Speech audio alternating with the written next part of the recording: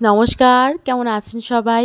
আজকে আবার একটি ভ্লগে আপনাদের সকলকে স্বাগত জানাই। বেলা এখন 10টা মতন বাজে, বাইরে এত পরিমাণে বৃষ্টি হচ্ছে, বিশ্বাস করুন বর্ষাকালে এই বৃষ্টিটা হয়তো অনেকের অপছন্দ হতেই পারে বা অনেকে বলে থাকতে পারে যে পচানি কাদা প্যাচপ্যাচানি বৃষ্টি, কিন্তু সত্যি বলতে কিছু কিছু সময় এই বৃষ্টিটা এমন এমন রূপ দেখায় যে এই ওয়েদারটাকে এনজয় না করে আর সত্যি থাকা যায় না। গতকাল সকাল থেকেই প্রায় আমাদের এখানে বৃষ্টিটা খুব ভালো পরিমাণেই হচ্ছে, হয়তো কয়েক ঘন্টার জন্য একটু বৃষ্টিটা কমলেও বেশ কিন্তু ভালো পরিমাণে বৃষ্টি হচ্ছে। আর একদম একেবারে কালো অন্ধকার কিন্তু মেঘটা করে রয়েছে, দেখে মনে হচ্ছে না যে এখন বেলা 10টা বাজে। আজকের ওয়েদারটা একটু বেশ অন্যরকমই কিন্তু মনে হচ্ছে। সকাল থেকে বৃষ্টিটা ভালো পরিমাণেই হচ্ছে, সাথে ঝোড়ো একটু হাওয়াও দিচ্ছে। কিন্তু বিয়ের আগে কিন্তু আমি এরকম বর্ষাকালেই প্রায় সময় ভিজে থাকতাম, ঠিক স্নান করার আগে কিন্তু বৃষ্টিতে প্রচুর পরিমাণে ভিজতাম, যার জন্য সর্দি কাশিও কিন্তু হয়ে থাকতো। আমার মনে আছে বেশ ভালো যে যখন স্কুল ছুটি থাকতো, মানে ওই রবিবারটা, বর্ষাকালের দিন কিন্তু ওই রবিবারটাই একমাত্র ছিল যে বৃষ্টিতে ভেজার মতো। কিন্তু দুর্ভাগ্যবশত যখন ভিজতে যেতাম তখন কিন্তু বৃষ্টির চাপটা একদমই কমে আসতো। আবার যখন স্নান করতে যেতাম তখন কিন্তু দেখতাম যে ভালো পরিমাণে বৃষ্টি হচ্ছে। ছোটবেলায় কিন্তু এরকমটাই হয়ে থাকতো আমার সাথে। বেশ কয়েকদিন ধরে ছাদে আসা হয় না, তাই ভাবলাম আজকে একটুখানি ছাদে যাওয়া যাক। বাইরের বৃষ্টির চাপটা অনেকটা কম রয়েছে, ওই ধুলোর থেকে একটু বেশি জোরেই বৃষ্টি পড়ছে বললেই চলে। তাই জন্য ভাবলাম একটু ছাদ থেকে ঘুরে আসি আর সামান্য পরিমাণে একটুখানি ভিজে আসি। এই গোটা বছরে শুধুমাত্রই একটা সিজনই আসে যখন কিন্তু পুরো প্রকৃতিটা সবুজে সবুজ হয়ে ভরে ওঠে। চারপাশটা যেন দেখে মনে হয় যে কেউ সবুজ রং ঢেলে দিয়েছে। আগে ছোটবেলায় খুব ভালো মনে আছে যখন বৃষ্টি হতো ঝমঝম করে, তারপরে যখন বৃষ্টি কমে যেত ঠিক তারপরে কিন্তু আমরা গাছের তলায় গিয়ে ঠিক এরকম করেই গাছের ডালগুলোকে ধরে নাড়া দিতাম, আর কিন্তু মোটা মোটা বৃষ্টির মতন ফোঁটা ঝরে পড়তো সারা চুলে চোখে মুখে গায়ে। এইটা কিন্তু ভীষণ ভালো লাগতো এই জিনিসটা করতে। যেহেতু অনেকক্ষণ ধরে ছাদে রয়েছি তার জন্য কিন্তু আমার চুলটা বেশ ভালো পরিমাণেই ভিজে গেছে, আর হাত পাও কিন্তু বেশ ভালো পরিমাণেই ভিজে গেছে। এবারে মনে হচ্ছে আর বেশিক্ষণ থাকলে কিন্তু এবারে নিঘাট ঠান্ডা আমার লেগেই যাবে। বাইরে এত সুন্দর ঝিরঝির করে বৃষ্টি পড়ছে যে এই বৃষ্টি ছেড়ে ঘরে কিন্তু কোনো মতেই যেতে আমার একদমই ইচ্ছে করছে না। যাই হোক, নিচে তো যেতেই হবে, এত বড় চুল নিয়ে তো আর বৃষ্টিতে ভেজা যাবে না না। আর আজকে আপনাদের সঙ্গে শেয়ার করব আমি একটা ছোট্ট আরতির ভিডিও, মানে এই যে রথযাত্রা হচ্ছে সেই রথযাত্রাতেই কিন্তু একটা জগন্নাথ মন্দিরের আমি আরতি আপনাদের সঙ্গে শেয়ার করব আজকে। তার জন্য কিন্তু যেতে হবে জগন্নাথ মন্দিরে। চলুন তাহলে এবার জগন্নাথ মন্দিরে যাওয়া যাক, আপনাদের সবাইকে নিয়ে সাথে দর্শনও করা যাক।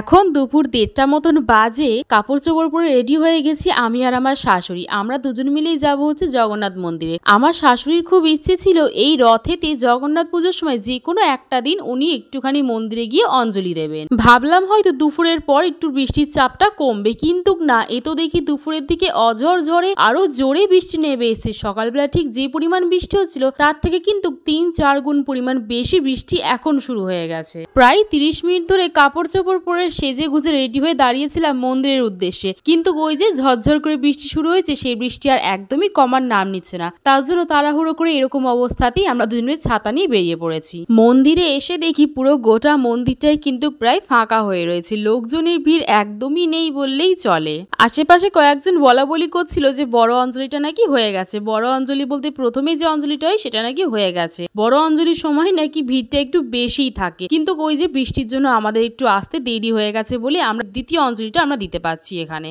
এদিকে আসার সাথে সাথে কিন্তু অঞ্জলি শুরু হয়ে গেছে, আর আমি কিন্তু অঞ্জলি দেব না, আমার শাশুড়ি শুধুমাত্র অঞ্জলি দেবে।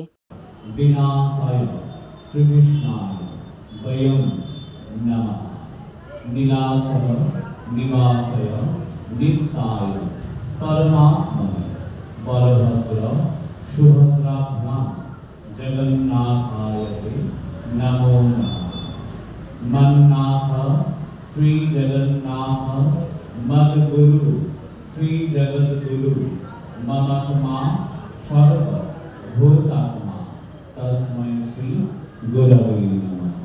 जगन्नाथ स्वामी नयन पथगामी भवतु मंगलम भगवान विष्णु मंगलम गरुड़ध्वज।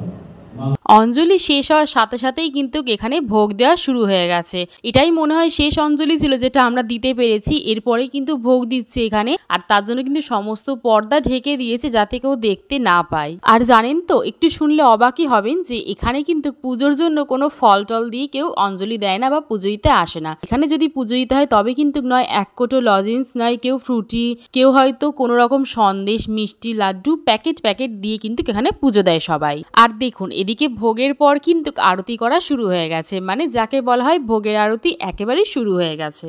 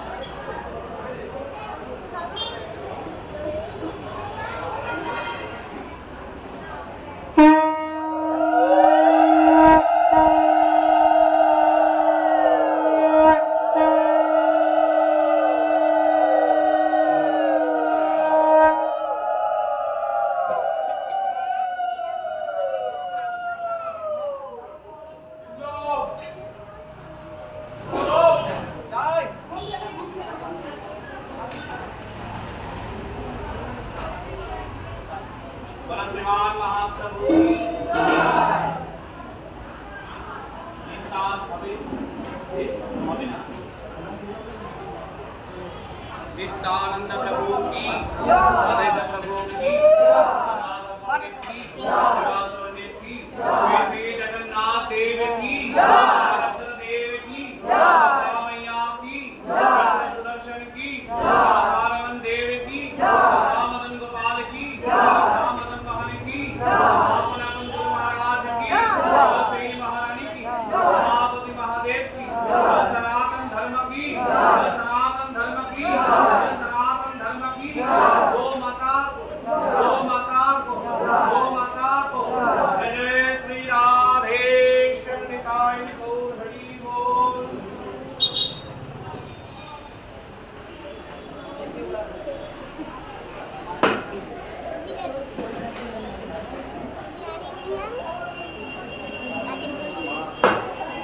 শান্তি জল দাও সোনা, শান্তি জল।